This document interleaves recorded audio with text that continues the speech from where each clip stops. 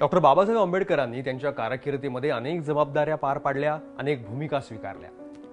पण प्रत्येक वेळेस त्या त्या काळात त्यांनी ज्या ज्या भूमिका घेतल्या त्या प्रत्येकीला प्रगाढ विद्वत्तेचं कोंदण होतं. त्यामागे प्रचंड व्यासंग होता आणि हा व्यासंग ग्रंथांचा होता.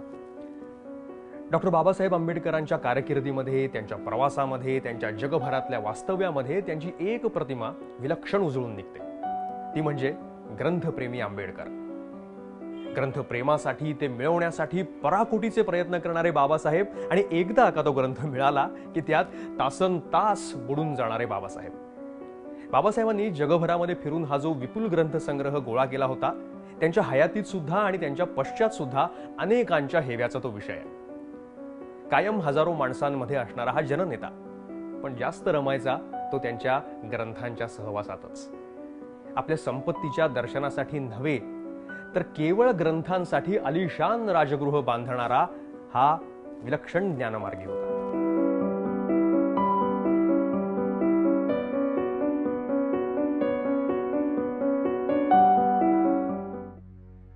भारत हा विभिन्न स्थापत्य शैलींचा नजराणा पेश करणारा जगातल्या काही मोजक्या देशांपैकी एक आहे. देशभरातल्या राजांनी, महाराजांनी, संस्थानकांनी स्वतःची शानोशौकत सांभाळण्यासाठी भव्य आणि वैशिष्ट्यपूर्ण राजवाडे बांधले. कुणी राजमहाल बांधला, कुणी ताजमहाल बांधला, कुणी सोनेरी महाल बांधला, कुणी मंदिरं बांधली, तर कुणी मशिदी बांधल्या. पण डॉक्टर बाबासाहेब आंबेडकरांनी केवळ आपल्या पुस्तकांसाठी आलिशान भव्य घर बांधलं. दादरच्या हिंदू कॉलनीत डॉक्टर आंबेडकरांचं अस्तित्व आजही जाणवतं त्यांच्या राजगृहातून. या राजगृहानं आणि इथल्या प्रत्येक ग्रंथानं बाबासाहेबांचं प्रकांड पांडित्य पाहिलं. त्यांचा अस्पृश्यतेविरुद्धचा लढा पाहिला. रमाबाईंसोबतचा हळवा पण तितकाच संघर्षपूर्ण संसार पाहिला.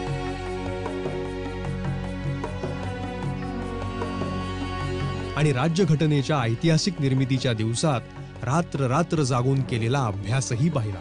इथले ग्रंथ त्यांचं सर्वस्व होते. पण त्या ग्रंथांचं हे घर होण्या अगोदर खूप पूर्वीपासून, म्हणजे अगदी बालवयापासून बाबासाहेबांचं पुस्तक प्रेम सुरू झालं. आणि लहानपणीच म्हणजे अगदी ज्यावेळेस ते होते शिकायला मुंबईत, त्यावेळेस ते वाचण्यासाठी चर्नी रोडच्या गार्डनमध्ये जायचे मुंबईच्या. आणि तिथेच त्यांची गुरुवर एक केळुसकर आहेत, ते तिथे विल्सन हायस्कूलचे हेडमास्तर होते. ते तिथे संध्याकाळी बरोबर 5:30ला वाचायला तिथे यायचे विशिष्ट भाग. त्यांनी ते 2-3 दिवस बघितलं, हा मुलगा कोण आहे. आणि मग त्यावेळेस त्यांनी त्याची ओळख करून घेतली. आणि मग त्याला तिथे जे कसं वाचायचं, का वाचायचं, आणि बुद्ध चरित्र केळुसकर गुरुजीने त्यांना भेट दिलेले हे आपल्याला माहीत आहे. म्हणजे ग्रंथच हे तिथून बाबासाहेबांची ही सुरुवात झालेली आहे. म्हणजे मुळात बाबासाहेबांचं प्रेम, ग्रंथप्रेम हे लहानपणापासून होतं आणि ते त्यांच्या शेवटच्या श्वासापर्यंत टिकून राहिलेलं आहे. पण बाबासाहेबांच्या या ग्रंथप्रेमामागे खरी प्रेरणा ही निर्विवादपणे त्यांचे वडील रामजी आंबेडकर हेच होते. ग्रंथच आपल्या मुलाला जातींच्या बेड्या तोडून ज्ञानाच्या आकाशात घेऊन जातील याबद्दल त्यांच्या मनात तिळमात्र शंका नव्हती. हवी ती पुस्तकं आपल्या मुलाला मिळावीत म्हणून रामजी बाबांनी काय काय केलं हे बाबासाहेब कधीही विसरले नाहीत. 1947 मध्ये जेव्हा आचार्य अत्रेंनी त्यांची मुलाखत घेतली तेव्हा बाबासाहेबांना आपल्या वडिलांबद्दल आणि ग्रंथप्रेमाबद्दल बोलताना अगदी भरून येतं.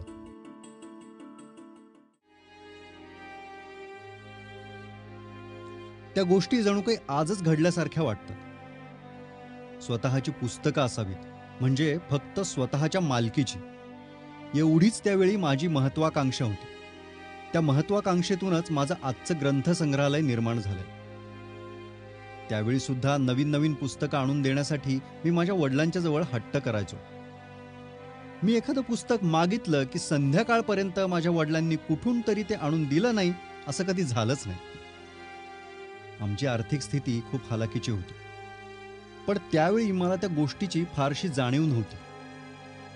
माझ्या वडिलांचं अंतःकरण थोर यात शंकाच नाही. माझ्याकडून एखाद्या पुस्तकाची मागणी आली की लगेच खिशात पैसे असोत नसोत, बहुतेक खिशात पैसे नसायचेच, खाकोटीस आपलं नेहमीचं मुंडासं मारून माझ्या वडिलांची स्वारी थेट बाहेर पडायची. त्यावेळी माझ्या दोघीही वडील बहिणी येथेच मुंबईत असायच्या. त्यांची त्यावेळी लग्न झालेली होती.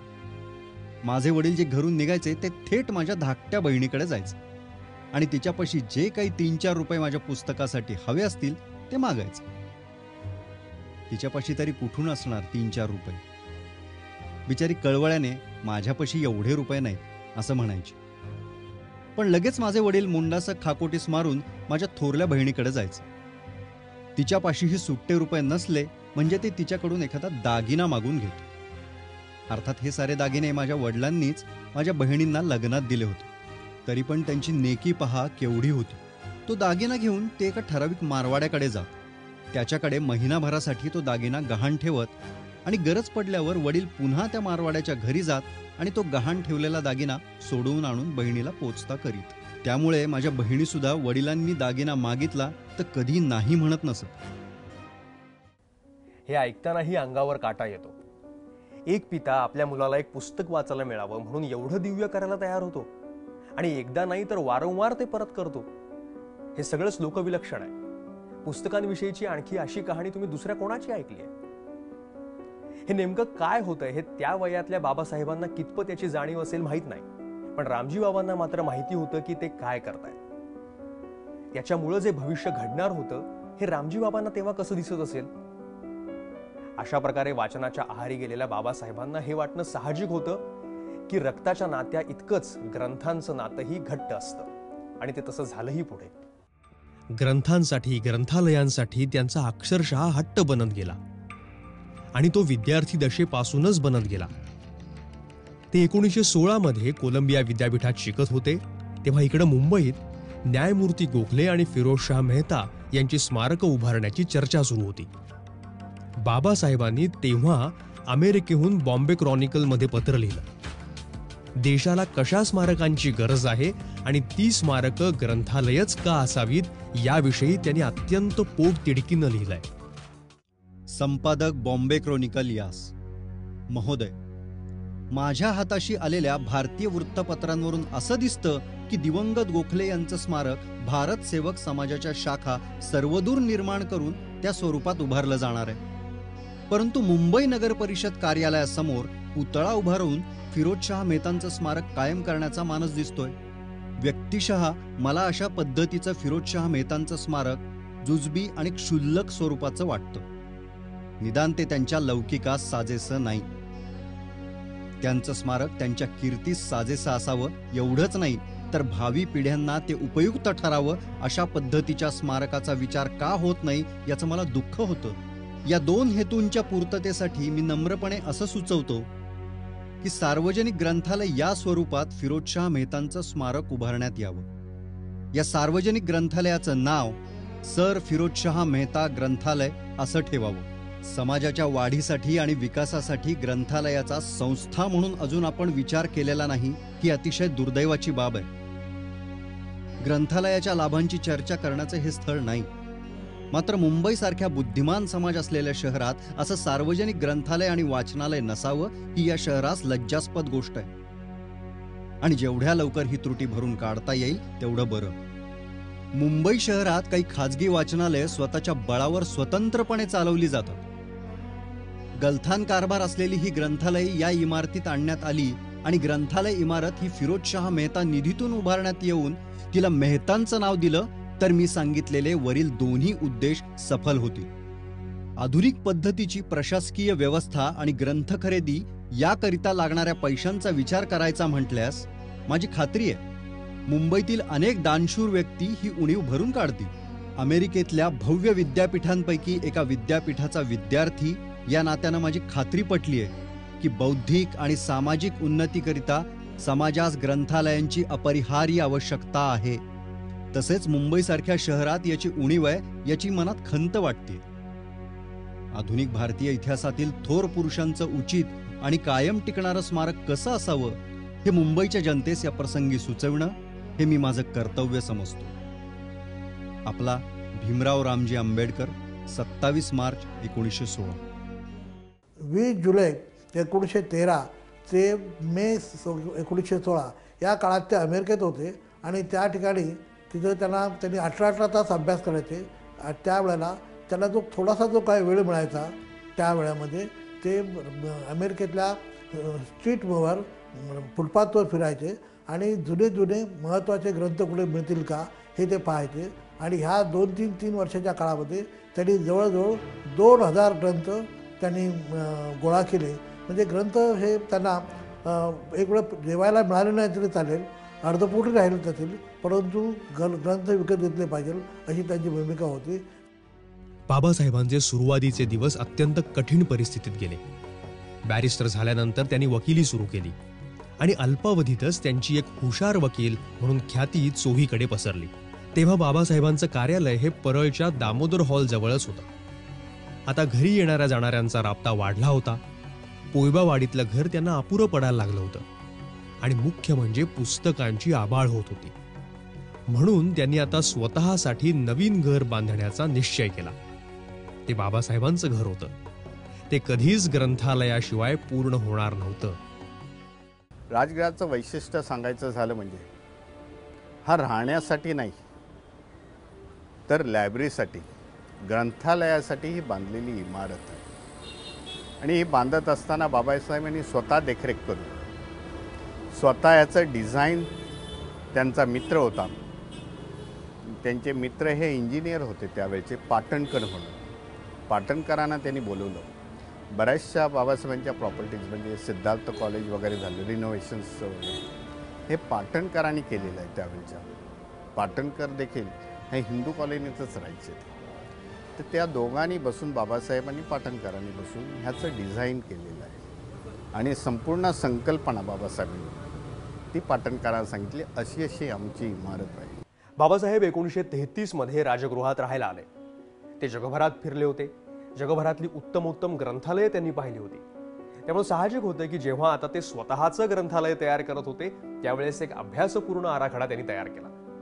राजगृहाच्या खालच्या भागात सारे कुटुंबीय राहणार होते आणि वरच्या भागातलं राज्य मात्र केवळ बाबासाहेब आणि त्यांचे प्रिय ग्रंथ यांचंच असणार होतं. पुढे राजगृहाच्या जवळच त्यांनी अजून एक प्लॉट विकत घेतला. तिथे एक इमारत सुद्धा कालांतरानं बांधली, चारमिनार नावाची. पण नंतर 1941 मध्ये पुस्तकांच्याच खरेदीसाठी आणि आणखी काही कर्जाच्या फेडीसाठी त्यांनी ती इमारत विकली. पण राजगृह आणि तिथलं ग्रंथालय मात्र त्यांनी कायम आपल्या मालकीचं ठेवलं. आचार्य अत्रे सुद्धा बाबासाहेबांचा हा पर्वता एवढा ग्रंथसंग्रह पाहून भारावून गेले होते. राजगृहातल्या ग्रंथसागरात बुडून गेलेल्या बाबासाहेबांचं खास त्यांच्याच शैलीत अत्रेंनी नवयुगमध्ये वर्णन केलंय. दादरच्या हिंदू कॉलनीत एका रस्त्याच्या कोपऱ्यावर डॉक्टर बाबासाहेब यांचं स्वतःच्या मालकीचं दुमजली घर आहे. या घराचं नाव राजगृह असं आहे. तथापि या गृहात पाऊल टाकताच माणूस बुचकळ्यात पडतो. त्याला वाटतं की हे घर आहे की ग्रंथालय. जिथे पाहावं तिथे ग्रंथांची कपाटं आणि घडवंच्या, ग्रंथांच्या प्रचंड राशीच्या राशी चोहीकडे लावलेल्या आहेत. डॉक्टर साहेब हे अक्षरशः ग्रंथालयामध्ये राहतात. ग्रंथ हाच त्यांचा संसार झाला आहे. दुसऱ्या मजल्यावर त्यांच्या ग्रंथालयाचा मुख्य भाग. तो बघून येणारा मनुष्य थक्क होऊन जातो. ज्ञानाच्या पवित्र मंदिरात आपण प्रवेश करत आहोत असं आपणाला वाटतं. एका व्यक्तीच्या मालकीचे एवढे खाजगी ग्रंथालय निदान या हिंदुस्थानात असू शकतं ही जाणीव होताच आपण आश्चर्यचकित होतो. या ग्रंथालयातच बाबासाहेबांचा मुक्काम असतो. तिथेच ते बसतात, तिथेच ते जेवतात, तिथेच ते लोकांच्या भेटी घेतात. उभ्या हिंदुस्थानात ज्ञानाचा आणि पुस्तकांचा एवढा वेडा माणूस तुम्हाला आढळणार नाही. या ग्रंथालयात हजारो रुपये खर्च करून बाबासाहेबांनी अनेक चित्र आणली आहेत. त्यातली पुष्कळ बुद्धविहाराची आहेत. त्यांना स्वतः आवडणारी इंग्रजी सुभाषितं सुबक अक्षरात लिहून निरनिराळ्या ठिकाणी टांगलेली आहेत. या ग्रंथालयात कायदा, तत्वज्ञान, धर्म, समाजवाद, राजकारण, अर्थशास्त्र, घटना कायदा, इतिहास, पार्लमेंटचे कामकाज इत्यादी अनेक विषयांवरचे अद्ययावत ग्रंथ आहेत. राजकीय चरित्रांचा विभाग हे या ग्रंथालयाचं वैशिष्ट्य आहे. म्हणजे मला तर आश्चर्य वाटतं की एका बाजूला एवढे ग्रंथ त्यांनी वाचलेले आहेत. म्हणजे त्यांचा व्यक्तिगत संग्रहच हा मुळे 50,000 पुस्तकांच्या वर होता. आता एवढे ग्रंथ वाचून बरं त्याच्यात ते सविस्तर नोट्स काढायचे. बरं विषय कोणकोणते, तर अगदी भारतातल्या वेद संस्कृतीपासून ते पाश्चिमात्य विचारसरणीपर्यंत सगळे. बरं त्या काळामध्ये जागतिक स्तरावरती बर्ट्रांड रसेल सारखे लोक होते. म्हणजे अशा लोकांशी तत्त्वज्ञानाचा अभ्यास करत असताना संपर्क ठेवायचा, व्यक्तिगत नव्हे, पुस्तकांच्या माध्यमातून. त्याच्यामुळे डॉक्टर आंबेडकरांचं ग्रंथप्रेम हे मुख्यतः त्यांचं विचार ह्या गोष्टीबद्दल असलेलं कुतूहल, विचार ह्या गोष्टीबद्दल असलेलं आकर्षण, आणि नुसतं विचार म्हणजे आरामखुर्चीत बसून विचार करणारी ती व्यक्ती नव्हती. प्रत्येक विचाराला कृतीत कसं आणायचं हा जो संदर्भ होता, त्याच्यामुळे त्यांचं ग्रंथप्रेम हे इतर कोणीही पुस्तकं नुसती वाचणाऱ्या किंवा ग्रंथसंग्रह करणाऱ्या माणसांपेक्षा त्यांचं वेगळं आहे. या वर्गीकरणावरून त्यावेळी क्रमांकासह लेबल लावून त्यांचे ग्रंथ रचून ठेवलेले असायचे. ग्रंथालयाची मांडणी त्यांनी न्यूयॉर्कमधल्या ग्रंथालयासारखीच केली होती. वाचनासाठी भरपूर प्रकाश आणि वारा खेळता ठेवणाऱ्या खिडक्या, रोमन पद्धतीचे भव्य असे उत्तुंग खांब, ग्रंथालयात संचार करण्यासाठी मोकळी जागा आणि भिंतींमध्ये बांधलेला सज्जाचा माळा, हे सगळं खास जे काही होतं ते पुस्तकांसाठी आणि वाचनासाठी होतं. 1952 मध्ये बाबासाहेबांनी जेव्हा त्यांचा हा बहुमूल्य ग्रंथसंग्रह सिद्धार्थ महाविद्यालयाला विनामूल्य भेट दिला, त्यावेळेस कॉलेजच्या व्यवस्थापन समितीनं एक कृतज्ञता समारंभ आयोजित केला होता. त्यात बाबासाहेब आपल्या या ग्रंथमित्रांबद्दल अगदी हळवे होऊन बोलले.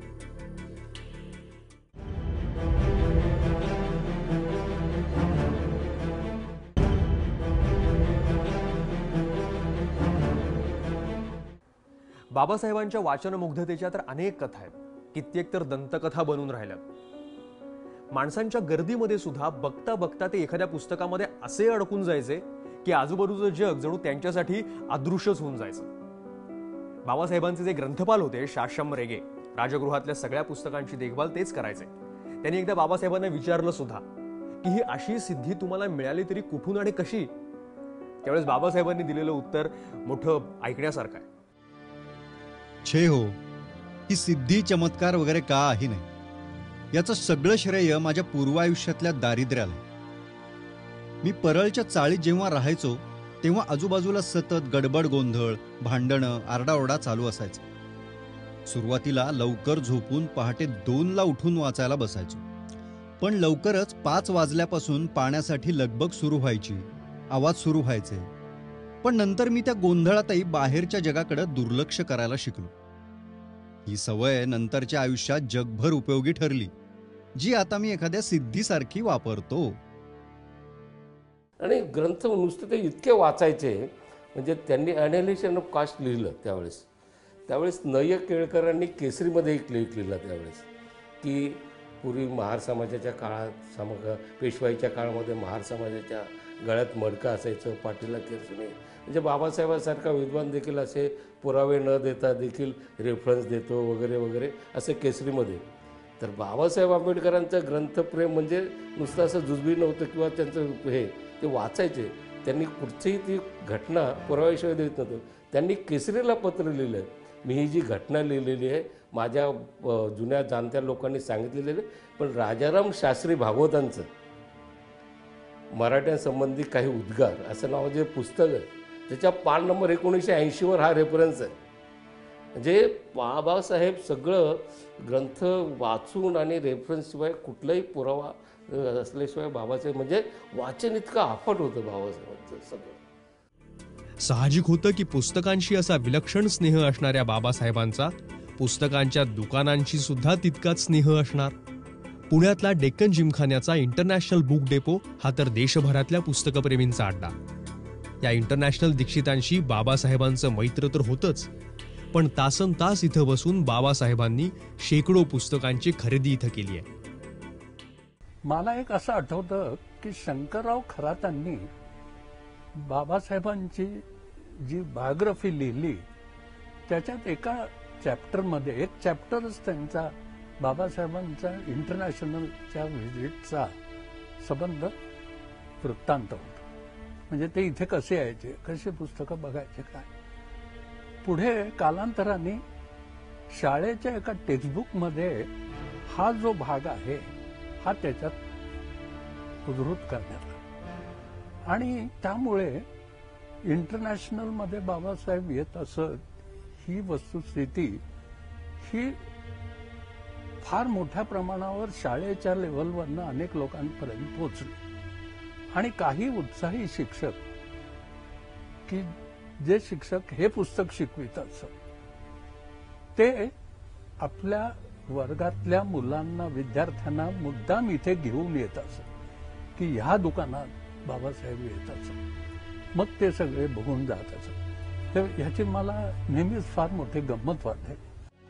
आपल्या जगभराच्या भ्रमंतीत ग्रंथ गोळा करणं हा तर बाबासाहेबांचा छंद होताच, पण मोठमोठ्या लेखकांचा, विचारवंतांचा खाजगी ग्रंथसंग्रह त्यांच्या पश्चात आपल्याकडे यावा यासाठी सुद्धा ते सतत शोधात असायचे. हा संग्रह आपल्याकडे आला म्हणजे जणू सोन्याची खाण गवसली असा आनंद त्यांना व्हायचा. ज्येष्ठ समीक्षक श्री रा टिकेकर यांनी बाबासाहेबांच्या या लोकविलक्षण ग्रंथ लालसेबद्दल लिहून ठेवलंय. विद्वान रसिकांचे, अभ्यासकांचे ग्रंथसंग्रह पाहण्याची संधी मला मिळाली होती. पण डॉक्टर आंबेडकरांचा होता तसा ग्रंथसंग्रह कोणाकडेही नव्हता. ठराविक मोहक बांधणीची पुस्तकं भरपूर दाम देऊन डॉक्टर विकत घेत. त्यांना ते वेडच होते. सर जदुनाथ सरकार यांचा संग्रह अनमोल होता, पण त्यांना डॉक्टर आंबेडकरांसारखी बांधणीची, विशिष्ट आकाराची हौस वगैरे नव्हती. म्हणून जदुनाथांच्या संग्रहात फुटपाथवर 1.5-2 आण्याला घेतलेली पुस्तकं सुद्धा असायची. डॉक्टर आंबेडकरांच्या संग्रहाला अशा स्वस्त पुस्तकांचा स्पर्शच झालेला नव्हता. रस्त्यावर किंवा जुन्या विक्रेत्यांच्याकडे ते फारसे फिरकतही नसत. जदुनाथ सरकार, सुरेंद्रनाथ सेन यांचे ग्रंथसंग्रह कलकत्त्याच्या नॅशनल लायब्ररीत गेले. पण डॉक्टर पुणतांबेकर यांच्या संग्रहाचं काय झालं? लोकशिक्षणकार जांभेकर यांचा संग्रह सध्या कुठे आहे? किंवा संशोधक शंकरराव जोशी, कॅप्टन MV मोडक, पुण्याचे शिक्षक चितळे अशांच्या संग्रहाबद्दल थोडी बहुत खटपट करण्याचं भाग्य मला मिळालं. कॅप्टन मोडकांचा संग्रह डॉक्टर आंबेडकरांना मोहवणारा असल्यानं ते माझ्याकडे चौकशीसाठी आले होते. त्यांच्याकडे मी पाठवलेली मोडक संग्रहाची यादी कुठल्या तरी पुस्तकात बहुधा चुकून राहून गेली आणि डॉक्टर आंबेडकरांना त्याचा विसरही पडला. पुन्हा पुस्तकं उघडल्यानंतर बहुधा त्यांना ती दिसली आणि ते माझ्याकडे भीतभीतच चौकशीसाठी आले. पण तोपर्यंत तो संग्रह सागर विद्यापीठाकडे गेला होता. पण तरीही तो संग्रह मिळवण्याकरता डॉक्टर आंबेडकर प्रयत्न करत राहिले. या बाबतीत मला दुर्गा भागवतबाईंचा एक सांगितलेली घटना आठवते. त्यावेळी एशियाटिक सोसायटीच्या चेअरमन होत्या आणि त्या मला बोलता बोलता म्हणाल्या होत्या की डॉक्टर आंबेडकरांची अशी सवय होती, कुठलं त्यांचं पुस्तक आवडलं ना त्यांना ते वाचायला घेऊन जातील आणि सांगायचे माझ्याकडून हरवलं, आणि परत ते लेखी देत असत की तुम्ही त्याची 10 पट रक्कम द्या, मला त्याबद्दल काही नाही. पण मुळात ग्रंथालयाची अडचण अशी व्हायची, ते अत्यंत दुर्मिळ पुस्तक असायचं आणि ते दुर्मिळ पुस्तक परत मिळणार नव्हतं. 10 पट करूनही ते मिळणार नव्हतं. तर त्यावेळी दुर्गाबाईंनी मला ते रजिस्टर असं माझ्यासाठी माझ्या प्रेमापोटी मला ते काढून दाखवलं होतं. त्यांचं कसं डॉक्टर आंबेडकर हे पुस्तक परत करत नाही म्हणून त्यांना पुस्तक देण्यात येऊ नये असा त्याचा शेरा होता. असे कायम विद्वानांच्या ग्रंथसंग्रहांच्या मार्गावर असणाऱ्या बाबासाहेबांवर जेव्हा स्वतःचा खाजगी ग्रंथसंग्रह देण्याचा प्रसंग आला तेव्हा मात्र त्यांनी तो महाविद्यालयालाच दिला. बाबासाहेबांकडे असलेली ग्रंथसंपदा पाहून अनेक जण थक्क झाले होते. अनेकांनी त्या संग्रहाची मागणी केली होती. बिर्ला शेठजींनी वाटेल ती किंमत देऊन ती ग्रंथसंपदा विकत घ्यायची इच्छा प्रकट केली होती. पंडित मदन मोहन मालवीय यांनी सुद्धा बनारस हिंदू विद्यापीठाकरता हा सारा ग्रंथसंग्रह देण्याची विनंती आंबेडकरांना केली होती. पण बाबासाहेबांनी कोणाच्याही विनंतीला न जुमानता आपली ग्रंथसंपदा त्यांनी स्थापन केलेल्या पीपल्स एज्युकेशन सोसायटीला विनामूल्य दिली. आजही मुंबईच्या सिद्धार्थ कॉलेजमध्ये हजारो विद्यार्थी बाबासाहेबांनी अभ्यासलेल्या ग्रंथांच्या सानिध्यात अभ्यास करतात. बाबासाहेबांचा संग्रह राजघाटला जो होता, बाबासाहेबांनी काय केलं की जेव्हा जेव्हा एक कॉलेज निघालं, जसं उदाहरणार्थ सिद्धार्थ कॉलेज निघालं, नंतर पाठीवर मिलिंद कॉलेज निघालं, नंतर इकडे मुंबईला सिद्धार्थ कॉलेज ऑफ कॉमर्स निघालं, सिद्धार्थ कॉलेज ऑफ लॉ निघालं, तर आपल्या संग्रहातली काही पुस्तकं त्यांची स्वतःकडून भेट म्हणून त्या प्रत्येक ग्रंथालयात काही त्यांनी संग्रह दिले. आणि मग काही औरंगाबादच्या कॉलेजला देखील दिले, त्यांच्या हयातीत जी कॉलेज निर्माण झाली. शिल्लक राहिलेला ग्रंथसंपदा त्यांनी पुढे अलीपूर रोडला दिल्लीला हलवली. कारण राजगृह हे नंतर त्यांनी हॉस्टेलमध्ये रूपांतरित केलं. कारण कॉलेज काढल्यानंतर ग्रामीण भागातून ते दलित विद्यार्थी येत असत, राहायला शिकायला येत असत. त्यांची राहण्याची गैरसोय पाहता बाबासाहेबांनी राजगृह जे आहे हे हॉस्टेलवर रूपांतर केलं. मगाशी म्हटल्याप्रमाणे की मग राजगृहातलं कलेक्शन बाबासाहेबांनी अलीपूर रोड हलवलं आणि मग बाबासाहेबांच्या निधनानंतर मग ते कलेक्शन पुढे मग अलीपूर रोडवरून औरंगाबादच्या कॉलेजमध्ये, मिलिंद कॉलेजच्या कॅम्पसमध्ये आणून ठेवले, असं मी रेगे साहेबांकडे ऐकलं आहे. 1952 मध्ये बाबासाहेबांनी जेव्हा त्यांचा हा बहुमूल्य ग्रंथसंग्रह सिद्धार्थ महाविद्यालयाला विनामूल्य भेट दिला, त्यावेळेस कॉलेजच्या व्यवस्थापन समितीनं एक कृतज्ञता समारंभ आयोजित केला होता. त्यात बाबासाहेब आपल्या या ग्रंथमित्रांबद्दल अगदी हळवे होऊन बोलले. तरुण मित्रांनो, माझ्या जीवनातले हे स्नेही सोबती मी तुम्हाला देतोय. समाजाने बहिष्कृत केलेल्या माझ्यासारख्याला या थोर ग्रंथांनीच जवळ केलं. मला जगात त्यांच्या इतका परमस्नेही अन्य कोणी नाही. मला समाजानं दूर लाथडलं, जगापासून मी दूर झालो, सारांनी मला दूर लोटलं, परंतु या ग्रंथांनी मला आसरा दिला. म्हणून एखादं पुस्तक मला कोणाला द्यायचं म्हटलं की अगदी माझ्या जीवावर येतं. मित्रांनो, पुस्तकाच्या सहवासात शांत आयुष्य वेचण्यासारखा दुसरा आनंद नाही. पुस्तकं मला शिकवतात, नवी वाट दाखवतात. मी एकदा वाचायला बसलो की माझ्या सगळ्या शक्ती एकवटल्या जातात. मी रात्रभर लिहित किंवा वाचत बसलो तरी मला थोडासा देखील थकवा येत नाही. अविश्रांत वाचनामुळे माझी स्मरणशक्ती इतकी तल्लख आणि प्रखर झाली आहे की मी अमुक ग्रंथांमधील अमुक एका पानावर अमक्या ओळीत हे वाक्य आहे किंवा अवतरण आहे हे अचूक सांगू शकतो. नेहरू त्या काळी वारंवार राजघाटला येत असे, त्याच्यामुळे त्यांना ते माहीत होतं. आणि म्हणून त्यांनी एकदा रेगनला चिठ्ठी पाठवली की हे पुस्तक मला पाहिजे. त्यांनी असं सांगितलं मला की डॉक्टर आंबेडकरांना विचारल्याशिवाय मला काही देता येणार नाही. त्यांनी असं सांगितले, मी इथेच आहे, विचारल्याशिवाय नाही. आणि मग नेहरून ते विचारावं लागलं, मग बाबासाहेबांनी त्यांना पाठवून दिलं त्या ह्याच्यात. तेव्हा पुस्तकाचा जो ठेवा होता, तो ठेवा त्यांचा फार मोठा होता. बाबासाहेबांनी आयुष्यभर पुस्तकांवर निरातिशय प्रेम केलं. माणसांनी अस्पृश्यता निर्माण केली, भेदाभेद तयार झाले. पुस्तकांनी ते भेदाभेद दूर केले, त्यामुळे ते आयुष्यभर पुस्तकांवर प्रेम करत राहिले. बाबासाहेबांना ज्यावेळेस ते मॅट्रिक झाले त्यावेळेस केळुस्कर गुरुजींनी बुद्धचरित्र भेट दिलं होतं. असं म्हणतात की त्यांच्या व्यक्तिगत संग्रहातला तो पहिला ग्रंथ. आणि या राजगृहातल्या ग्रंथालयात जे त्यांचं शेवटचं पुस्तक होतं तेही बुद्धाविषयीचंच होतं, बुद्ध आणि त्यांचा धम्म. जेव्हा बाबासाहेबांचं महापरिनिर्वाण झालं त्यावेळेस शेवटचा काही काळ त्यांना याच राजगृहामध्ये ठेवण्यात आलं होतं. ज्या ग्रंथांवर आयुष्यभर त्यांनी इतकं प्रेम केलं आणि ज्या ग्रंथांनी त्यांच्यावर प्रेम केलं त्यांच्याच सानिध्यात शेवटचे काही क्षण जाणं, यापेक्षा बाबासाहेबांची तरी वेगळी इच्छा आणखी कोणती असणार होती. सर्वव्यापी आंबेडकरमध्ये या भागामध्ये इथंच थांबणार आहोत. पुढच्या भागात बाबासाहेबांच्या आणखी एका पैलूविषयी विस्तारानं बोलणार आहोत.